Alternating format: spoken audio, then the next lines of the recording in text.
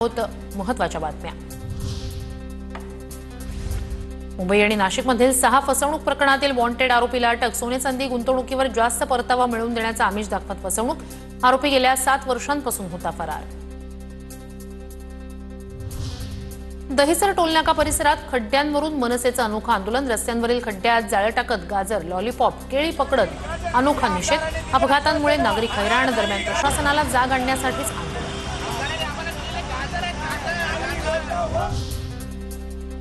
बडतर्फ पोलीस अधिकारी रणजित कासलेचा अटकपूर्व जामीन अर्ज बीड न्यायालयानं फेटाळला। कासलेकडून जातीय तेढ निर्माण करणारं वक्तव्य।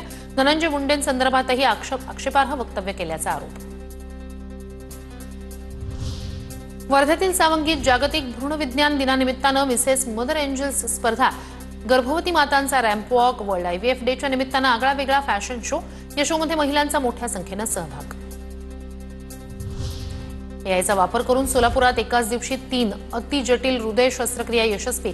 सोलापुरातील एसीएस हॉस्पिटलचे डॉक्टर प्रमोद पवार यांनी केली यशस्वी शस्त्रक्रिया।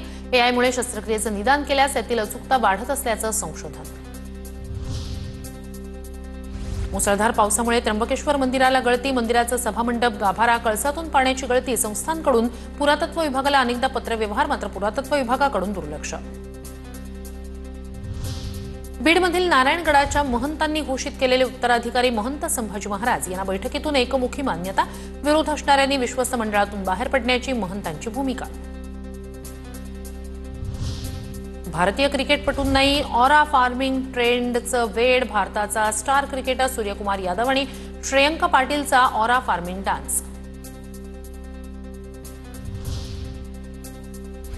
मराठी न बोलल्यास मराठी भाषेला भोक पडतात का? अभिनेत्री केतकी चितळेचं वादग्रस्त वक्तव्य। वायफळ वक्तव्य करून चर्चेत राहण्याची काही लोकांना सवय असते।